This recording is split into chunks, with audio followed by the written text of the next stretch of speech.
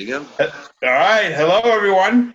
It is Friday, November 6th, and the gang is all here, including our special guest, Rocky, who's going to pick all the underdogs this week in week 9 of the NFL season. Say hi to Rocky, everyone. Rocky. Yeah, there you go. See, that was it. That was all the energy he had for that. Anyway, it is week 9. We're having a week 9. We got the game in last night. I didn't know half the players on the field, but hey, that's the way it goes. As not very entertaining, as the final score did not indicate the way that game went. And I guess it wasn't a big surprise. But although maybe it was the Vic, who, 10 more points, Vic, and you would have been good. So close, yet so far. The total was actually a bad beat. If anybody had the under in that game, there was a touchdown. Yeah, most with people 4 turned the seconds game left. off, but yeah, Jared McKinnon scored a touchdown with like 4 seconds left, and a lot of people were upset, or a lot of people were happy. That's gambling. That's gambling. That's right. So we're gonna pretend like that game never happened, and let's go ahead and look ahead to week 9. The unofficial start of the second half of the NFL season. It's crazy. It's crazy. So far, so good. Keep those fingers crossed and those masks on, and maybe we're going to make it all the way to the end. So anyway, while Rocky gets himself a little more comfortable. Oh, yeah, there he goes. Yeah, it's got to all be the way he likes it. Let's talk about some games. Vic, we always like to start with you because you're the only one that gets them right all the time. So, I wish. yeah, well, we're very confident in you. So why don't you take us through your best bets here for week 9, and we know we'll see them later on the site. But give us a preview of what you're liking this week. Yep, my full write-up will be on sportsintel.com later tonight. But yeah, there's a couple of games. I know we talked a little offline, Jeff, that it is a tougher week. The lines are sharp. Last week we saw a lot of dogs bark, so it will be an interesting weekend to say the least. But we still have some really good games. There's a game that I really love. I like the Colts against the Ravens this weekend. I know a lot of people are on the Ravens, but I really like the Colts in this spot. I think they win this game straight up. I actually got them at +3 right when the lines came out. The line's down to Ravens -1.5. I still like them there because I think the Colts can win this game straight up. Their defense is amazing with Darius Leonard back. They are pretty much top 5 in every statistical category, and I think they're going to make Lamar kind of contain him as best they can. They'll be able to run the ball, put up some points on their side as well. So I like the Colts to win this game straight up. And then the Sunday night matchup is going to be a really fun one. We got the Bucs and the Saints, and this is a little payback spot for the Bucs, in my opinion. And I like them winning this game by more than 4 points this weekend. So it's Bucs -4. The public does seem to be on the Saints, but man, if you watch that Saints-Bears game last weekend, the Saints just don't look like the Saints of old. They're, Drew Brees, he's one of the best quarterbacks of all time. We've talked about it, Jeff. You've been on it since the beginning of the year. This is not the same Saints squad. So I like this spot. And another reason I love the Bucs this year, TB12 and the offense gets all the credit, but man, their defense is pretty nasty. So they have the number 1 ranked defense when you look at a lot of metrics, and they're going to be able to contain the Saints. And I see this as like a double-digit win for the Bucs this weekend. So those are the 2 games that I like right off the bat. I'll be, of course, have a couple more. We'll write up about them. But yeah, I wanted to pick your brains about those games, or open it up to you guys. I'll throw it back to you, Jeff, and you can roll from there. Yeah, I kind of feel like this might be a moment of truth, that Buccaneers Saints game. Like, I don't know if changing of the guard is the right word, but this is the spot. I mean, if Tampa can win this game, maybe we're seeing a unexpected shift in the dynamics of that division. I don't know. I mean, again, we've got 7 weeks to go after this week, but I almost feel like whoever wins this game is probably going to wind up winning the division. So this is a big game. We joke about the NFC East whenever those guys play each other, but this is like a real one, a real division game that's going to matter. And yeah, certainly you have to think that the Buccaneers are the team that's coming in with a little bit more momentum, playing at a higher level. Antonio Brown, what kind of an impact is he going to have on all of this? Yeah. Marshawn Lattimore has not been as good this year as he's been in the past. So, I mean, is this a spot? And I don't know what Godwin's situation is. I haven't checked his latest update. But if they get him back as well, I mean, it's almost like a total onslaught. And I don't know if the Saints – and I don't know if Drew Brees and that offense without Michael Thomas has the ability to play at that pace. It looks like Godwin's gonna play this weekend. Yes. So that just makes him all the more he practiced, and Coach Arian said he anticipates him playing. So yeah. So it makes Mike Evans more dangerous. It makes Gronk more dangerous, because you can't cover everybody, right? I mean, they're gonna throw Evans, Godwin, Brown, and Gronk in 3 wide receiver sets. That's going to be tough for the New Orleans defense, which has not been particularly great. And again, like I said, like Lattimore is supposed to be their best guy, and he's been kind of trash. So I don't know. I think this is a spot for the Bucs. I like the Bucs as well. I didn't write them down as one of my picks, but I could see them. Yes, definitely.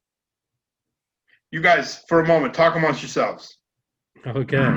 What about you guys? I'll lead it. Matt, Eric, what about you for that game? Because that's a big game. Matt, you want to go ahead? Which game? Sorry, the Baltimore game or the? Sorry, the Bucs Saints game. So I feel like Sunday Night Football marquee. I was just trying to search for a stat that I read the other day, but I can't quite find it. Just to touch on something that Jeff said, and kind of, this is a betting show, but we also talk about fantasy stuff too. With Chris Godwin is playing, Mike Evans is really not doing a lot at all.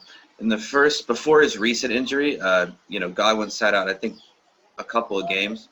And in games that Godwin is playing, Evans in the first 6 weeks, I think, was practically invisible.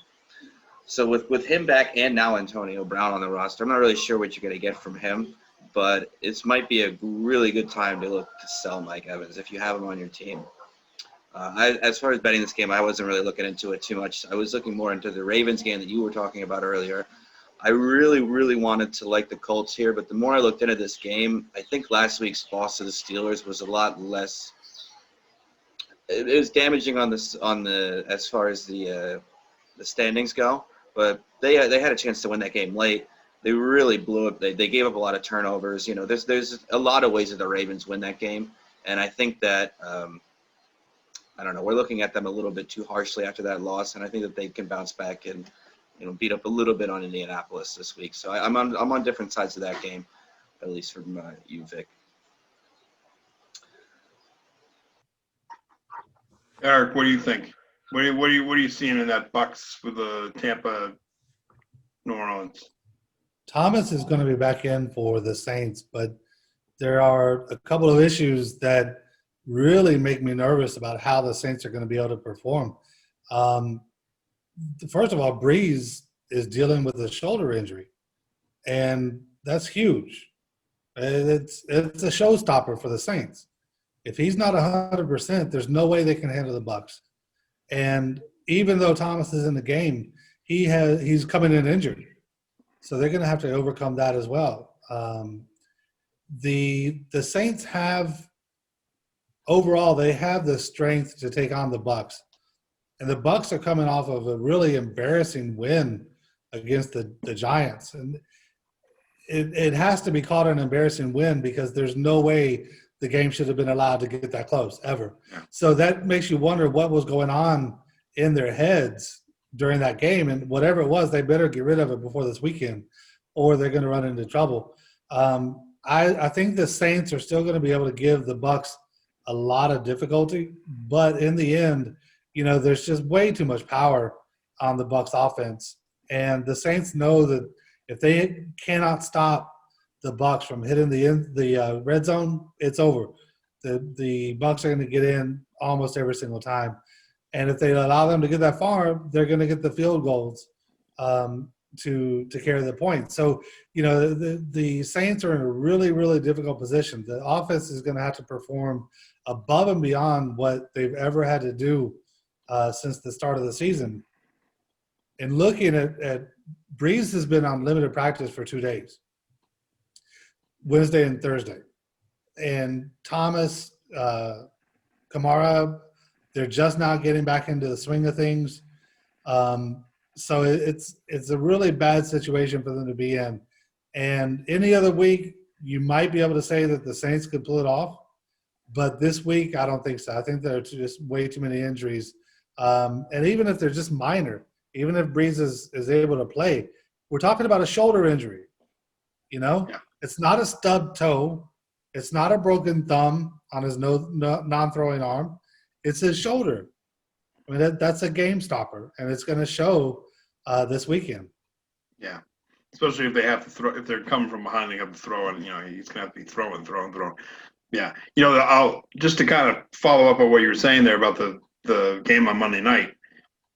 It does not bode well for the Saints in that it's probably a case where I'm sure the Bucs were just like already looking ahead. They were looking ahead to this game against the Saints. And so they're like, the Giants, please, they're terrible. So they probably were just not really locked in and focused against the Giants. And then they got in trouble for that. But the point is, they are completely focused on this game.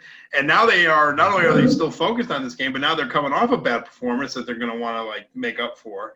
So that doesn't bode well for the Saints. If the Bucs are going to come in there like full bore and locked in and angry on top of everything else, it just, it could get away. You'd think it's a game that could get away from them early. And if Breeze is hurt and is not able to throw effectively, for the majority of the game because of his shoulder, then they're even bigger trouble because that defense, that's one of the better, we talk about Brady and all these wide receivers, but it's the defense that makes the difference for them. So, yeah, this, what's the line? 4? It's not a big line. Yeah, I mean, the more we're talking about it, the more I'm like, yeah, give me all the Bucs. That's a potential blowout happening right there. So last night was a blowout. I think the Packers just felt sorry. I think that's the only reason they let the scores come in. Yeah. You're looking at 34-3 going into the last 5 minutes of the game. Yeah, and then you get 2 scores in. No, that didn't happen without the Packers giving them some type of freebie. Well, yeah, and I guess it says the Packers' depth is not that great because they basically, I assume, I didn't really. It's funny, I turned it off at 34-3, and then I went back to it. I think I had turned on just as McKinnon scored to make it 34-17, and then I was like, oh, really? And then I saw there was only 4 seconds on the clock, and I'm like, oh. But I'm assuming that the Packers were playing all their last string guys there in those last 5 minutes, so and the Saints are still, or the 49ers are still bringing their number one unit. So if you watch that game, you saw that the Packers from the start, for them, it almost seemed like a pickup game. Yeah. They were not giving it 100% from the very first play. Unfortunately, they didn't have to either. They ruled it. And you looked at how they were dancing around on the fields and moving the ball. I mean, they were joking during the entire game. Yeah, they had it from the poor 49ers. I mean, they just don't they don't have anybody. No, they're just completely wiped out this year, and it's not because they're a bad team. Right. They just got rocked by the injuries, and that's the only reason they're suffering the way they are now. It's incredible. I mean, for one team to have that many of their key players go down the way they have, both sides of the ball. I mean, it's really, for a team that was in the Super Bowl last year, you just don't see that. But it's just that's the way it goes sometimes. All right, I got a couple that I want to throw at you guys. You'll like this, Eric. I've been riding the Jets a lot lately. I was right a couple of weeks ago against Buffalo. If you took them at the 21, you still would have lost last week. Although, you know what? I mean, here's the thing I wanted to say about the Jets. I feel like they're trying. They're not good. They don't have the talent. their record is because but they're not quitting. I don't feel like they're tanking it. I just think they're just bad, but they're playing hard. And they were in that game with the Chiefs for a while. And then finally in the second half, the Chiefs' talent just overwhelmed them. But and so now they're playing the Patriots. And we know this is not a good Patriots team by any stretch of the imagination. In some ways, like the first pick of the draft is kind of riding on the outcome of this game. And, that's how bad the Patriots are right now. And so the Jets are getting 7.5. I'm going right back. I think – I don't know if the Jets are going to win. I think if Bill Belichick is smart, he's going to – well, maybe they are going to win because I think if you're Belichick, you'd almost want to lose. Yeah. I mean, the Patriots at this point, there's no benefit to the Patriots winning any more games because they're not going to make the playoffs. And, the only way you're going to catch the Jets with the first pick is if the Jets beat you twice and get ahead of you. I'm not saying anything is going to happen, but I would imagine that this game will certainly be closer than a touchdown. So I like the Jets. Tell me I'm wrong. I think it's fair. I know Eric can't do it. Eric, well, even besides that, it's a great point. What do the Pats have to gain by winning? Absolutely nothing at this point. So keep the season down and look to 21 to be a better year. Also, throw the Jets a bone. Let them get on the board at least once. Yeah. But even besides that, the Jets have the capability to overcome the Pats. I think so, yeah. They just haven't been in sync enough this year. And if Darnold is able to get in the game, they'll have more of a good chance of getting it done. It should be a better game than I think most people might have expected. Mm-hmm. Mm-hmm. My general rule of thumb usually, Jeff, is like if you have two bad football teams, I usually take the points. Like, to me, that comes into play a little bit here on top of some of the reasons that you stated is just a touchdown in two bad teams. And the Jets have been in some games. Like, I'll take the points all day. I promised my wife I would just she asked me what day I could do some errands next week, so I picked Monday because that's how, I don't think I'll be watching this game, but to your point, I like taking the points. Yeah. It would be fascinating if the Jets won the game. So they would only have, then there's only one game separating them in the standings, and then they play again, and if the Jets beat them again, all of a sudden the Patriots could maybe even say they finished 2-14. That could get them the number one pick. And, he's Trevor's waiting there. So I just, I'm surprised the Patriots have played to win at all. I joked with my peeps back in New England before the season. Wouldn't you just want them to go 0-16 this year? It's a weird year anyway. You've won you can watch your Super Bowl highlight films every night if it makes you feel better to get through it. And then you come out the other end and you get Trevor Lawrence for the next 10 years or however long, wouldn't one really, it's like the Spurs, man. It's you don't have to tell fans in Boston about what happened with the Spurs in 1997 and how they tanked and got Tim Duncan. This is the same thing. So to the Celtics, it was to the Celtics' detriment back in 97. We should have had that, but didn't get it. And so this is, I wouldn't be surprised if the Patriots did not exactly put up a full effort in this game against the team that they're competing now with for that first pick. It's funny that you bring up Lawrence. I joked a couple of weeks ago about whether he would go to the Jets. And Pats would do well to look at being able to pick him up no matter what it costs. And Cam, as I have to always give some type of plug to him, he's getting minus 450 to not continue on the Pats squad next year. So his days are done. Yes. He doesn't have much incentive. The Pats don't have much incentive to keep playing well. At this point, take all the hits you can get and work out a deal to be able to bring in Lawrence, turn 2021 into your comeback year. Yeah. Well, the only way they're going to be able to get Lawrence is if they have because the Jets are not trading the pick to the Patriots. If the Jets have the first pick, the last thing they're going to do is trade it in the division to them. That just won't happen. So that's why, honestly, why did they even sign Newton in the first place? Again, they just should have said, look, we're going to go with Stidham, and if we lose all our games, well, there's this guy in the draft that's going to be pretty good.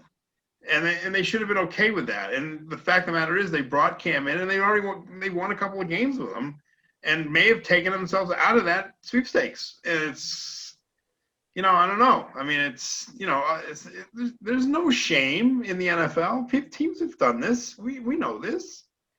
And so I'm going to be really interested to see how the Patriots look on Monday night. Are they putting in the effort? Are they really trying? Or are they is there going to be some sort of oh, we lost, what a shame, So, Jeff, that made me remember you were talking before about, you'd ask your friends if the Patriots fans, if they're cool going winless as long as they get Trevor Lawrence. And I believe you told me that a lot of them said no.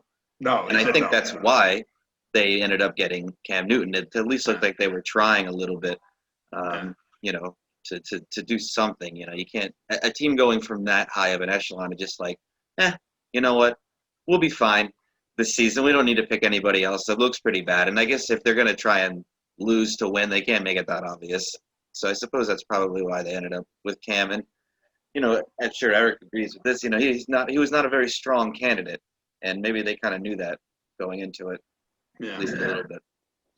Yeah, if he doesn't do the cartwheel in Seattle – Patriots might have had another win, then they'd really be screwed. They'd be 3-5 or 3-4. They would have no shot at the number 1 pick. So maybe a disaster season. So you see, Eric, maybe they were lucky that he screwed up that play. Could have changed their maybe changed they the knew what they fortune of the were doing, franchise. Bringing him in. They were setting themselves up for 2021 already. Belichick's no screwball.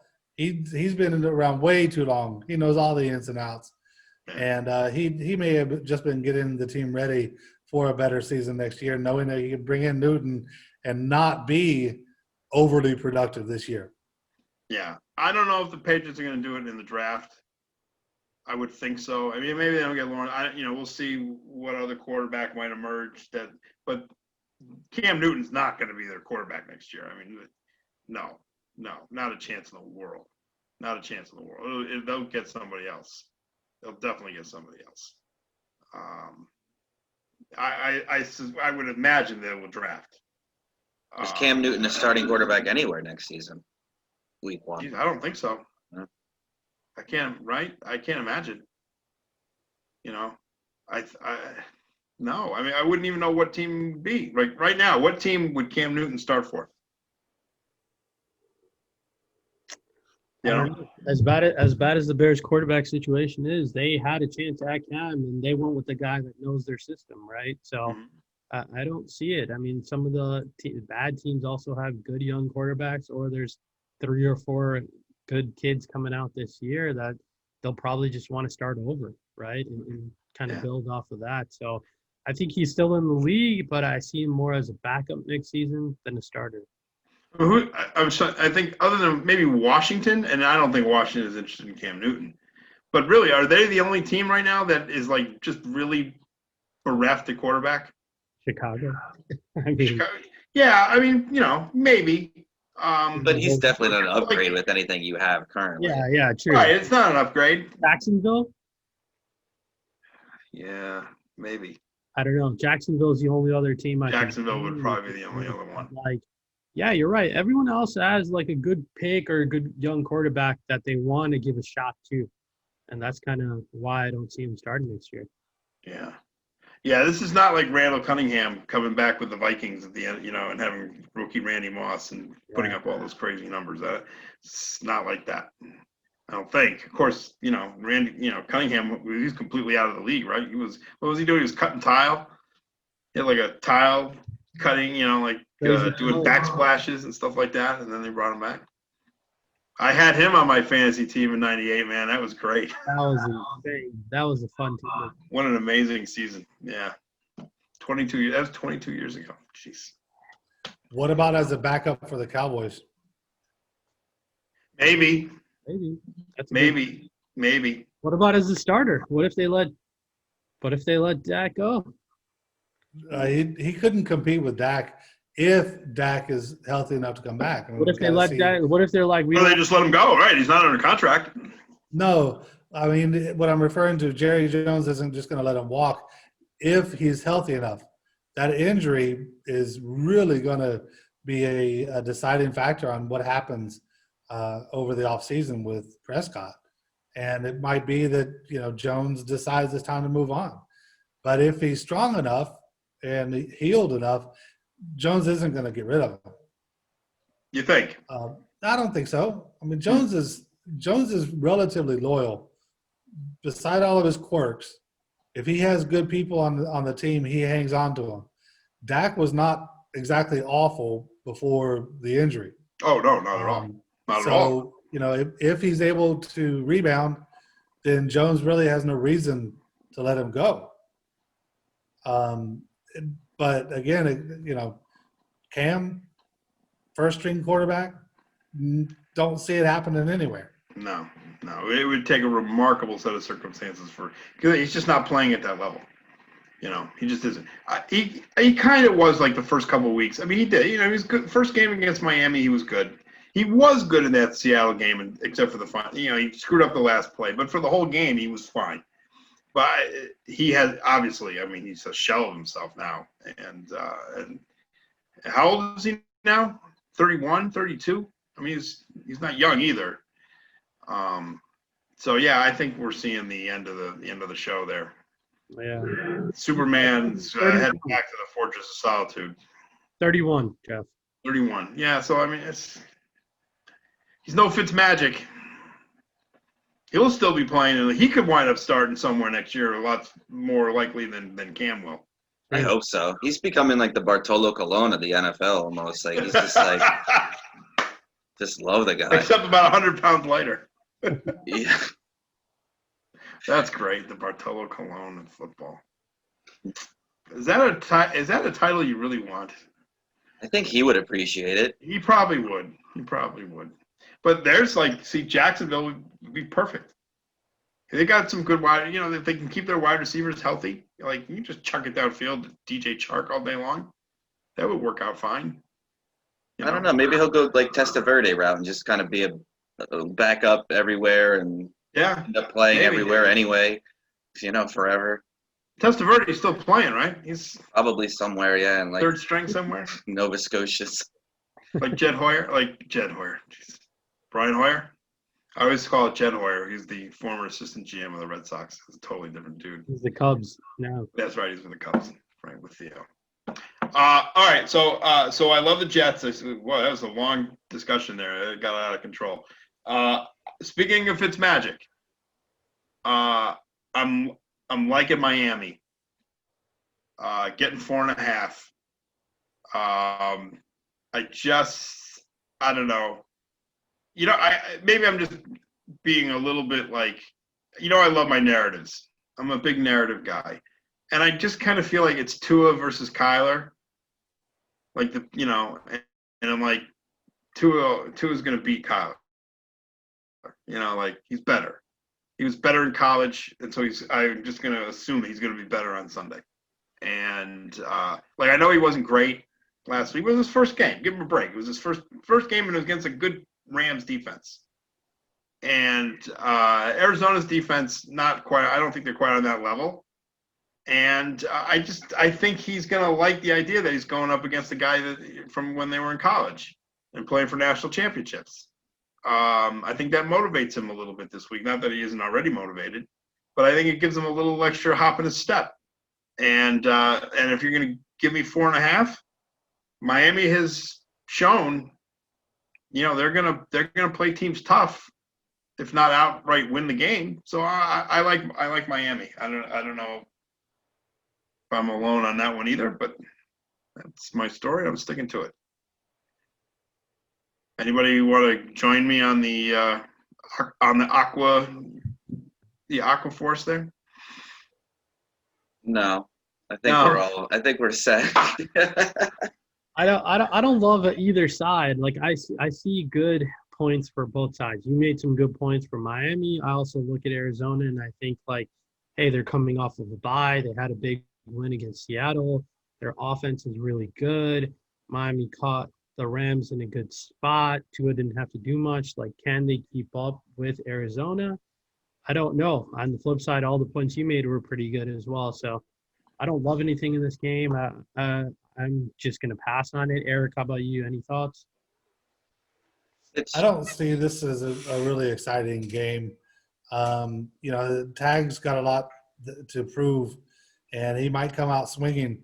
The Cards are getting the points, and they're sitting at around minus 200 for the win. If Tag can produce, expect a closer game. The over-under's right at 48.5 right now, which is fairly realistic given the strength on both sides of the ball. It's not exactly one of the most exciting games this weekend, but I know that Tag is going to be the center of attention to see if he is going to be able to produce for Miami like everyone expects him to. And at the end of the day, though, I think it's going to be a case where he's not able to, and the Cards come out ahead.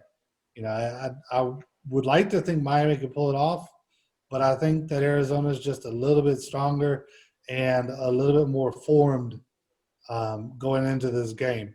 Tag hasn't had enough field time yet to be a real threat, and I think that might be where the problem lies this weekend. As long as they only win by 4.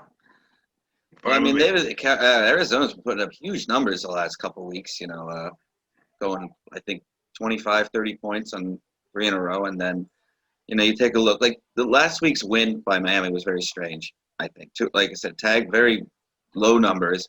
And they got out performed by over 200 yards, still won. So, yeah, I'm a little worried about that particularly. I think them coming off of a win, but probably an undeserved win. And I also think Chase Edmonds just runs all over them this weekend. So I don't know. I think it's going to be a more interesting game than maybe you guys think, but I don't think it's. I wouldn't like to bet it. not to wager on for me. But the only other one that I'm interested in, because I'm going to break my own rule, Dallas is getting 14 at home. But boy, Don't do it. No, I'm not. I'm not doing it. That's my point. Normally, I would be like, absolutely, home dog, double-digit home dog. I'm all over it. But not this time. Not this time. You're where, yeah, as Matt is showing us, I can't even see the Steelers winning by less than like 3 touchdowns. Like this could be one of the ugliest blowouts we're going to see all year. So I would. Bad. Even giving 14, I'd be all over the Steelers this week. All over them. I just don't see how Dallas is going to be able to compete. I don't know. Have they named the starter? It's I going to think be a it might be lopsided game. Cooper for Rush. sure. Oh, pardon me. Bless you, Jeff. Oh, Corona. I heard Cooper too. Also, I heard it might be Cooper Rush. Like Right. Cooper Rush. Yeah, that's right. Nucci was. They're like, hey, and honestly, I don't know if you guys watched that game because again, that was another terrible game, Cowboys Eagles. But like, Cowboys should have covered that spread if it wasn't for that like suspect. I don't know if you guys saw that like fumble return that should have been ruled down, but the game was just so bad that the refs were just like, hey, let's just go home. So Cowboys should have covered, man. So I don't know, man. Cooper Rush off the street. Steelers D is opportunistic. It's not looking good. If it was like anybody else, maybe I'd give them a shot because like teams just get like it's a lot of points. Teams get lazy. Like when we saw it in the Bucks and Giants, right? But I don't know. I just can't do it, man. No. the Cowboys just look so. I mean, look, there's always that backdoor cover chance, but the Cowboys just look so exceptionally bad that I don't even see that happening. Right. Yeah. So They look that so was bad my- that me as a Giants fan, actually, I'm not even having fun watching it. It's really kind of brutal. What do you got? You got any hope for your Giants against Washington? Sure, it's against I Washington. kind of like but Washington a little bit there too. Yeah, I mean this whole NFC East is a complete disaster. I can't remember really watching a year where they were all this bad, or any division in football that I can remember. Even any sport where every single team's been just completely underperforming and awful, and it's like nobody wants it. But I mean, my hope is that the Giants just start losing again, so that they have a shot at a better draft pick. There's no reason, much like the Jets or the Patriots, to continue to try that hard. I mean, obviously the players on the field are going to keep playing, but as office guys, don't really need to keep helping them, you know. So, no, I don't know. That's going to be a really boring game, I think, personally. Is Daniel Jones ever going to really assert himself as being the guy? Like, stop making the dumb mistakes and being the guy they expect him to be? It's a good question. I mean, it's sort of like I joked about last week. You know, it's like the prerequisite to being a Giants quarterback is to make stupid mistakes while looking generally confused, and then performing well, you know, otherwise. I don't know. I think it's too soon to tell. I don't think that he has a team around him that he really would need to perform at a level that he's possibly capable of. And, you know, their biggest piece on offense just has played 7 games in 2 seasons. Saquon Barkley, not even, maybe 4 or 5 perhaps. So I don't know. It remains to be seen. I'm not ready to give up on him yet. He's young, and then, like I said, you know, what's this team doing? It's not like they're going to make a quarterback switch and all of a sudden become a good team. So I say let him, you know, give him another season or 2 at least. Let me ask you a question, Matt, because he's averaging 2 turnovers a game. Like, does that not scare you? Whether or not he's got It offensive, does. you know, anything else. Like, I watched that Monday night game, and turning over the ball, we saw him miss like 4 wide open throws for touchdowns. Like, That worries me more, actually. Those are the kind of things. Like, I understand everything else you said. I agree. Get some more playmakers, you know, build up that whole line, Saquon back. But the turnover thing has been happening since day one, and that's what worries me the most. Yeah, I agree with that completely. And like I said, I don't have the highest hopes for him. I don't think that, you know, he's going to be the one to lead us to another Super Bowl or whatever. But I also think that if they put a decent team around him, he won't necessarily be the one to keep him out. But again, yeah, keep an eye on those turnovers for sure. Never good for a quarterback to have a tendency to butterfinger the ball, right? Yeah. Anybody want to offer up any college thoughts? Matt, you got anything that you're looking at there? No, I'm completely depressed after we lost to Michigan State. I have not looked at anything all week. Maybe I'll look at it tonight because I have to do some content.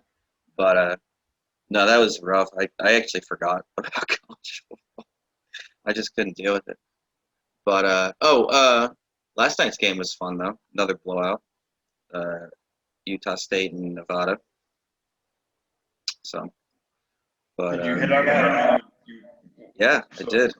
You did. Both of the blowouts last night, actually. I think they were kind of obvious heading in. And I mean, you know, we didn't talk about this too much, but the Packers, I think, are on a kind of a good upswing right now, and they might be a team to watch for heading into the second half of the season. Now that we're unofficially halfway through the year. Yeah. We can talk about that next week. But no, not much for college. I will say I do like Vic's Bears this week, though. Before we head off into the sunset of college football, I think they're getting, or what's the line on that game right now? 6.5 right now. 6.5. I mean, both those teams play incredibly close games. I think the average margin for the Bears all season is 5.5, and I also believe in Nick Foles a little bit, which is scary to say, but he's been looking much, much better. And I think they might have actually made the right decision in the long run by going with him, especially over Cam Newton at this point. But, yeah, I don't know. I like Vic's Bears this week. And the reason what do you're you guys picking think about that? good, Matt, in my opinion, is Bears are missing possibly 3 offensive linemen from the beginning of the year, like their starters. But Tennessee can't get to the quarterback, and that's what helps Nick Foles a lot. Like last couple of games, he's faced some good defenses, and they're in his face as soon as he snaps the ball because the O-line's been so bad. They're injured, some COVID concerns. But Tennessee hasn't been getting. So if he has time, he might be able to. And Tennessee has like the 22nd or 25th ranked pass defense. So if he has some time, they might be able to, score some points. The defense isn't the issue. They've kind of held down the fort my entire life. I feel like it's the same like Groundhog's Day story, like good defense, terrible offense, but their offense is bad, man. Third worst in the NFL next to the Giants and Jets. So if the Titans give them some time and they can score some points, yeah, you're right. 6.5 is a lot of points.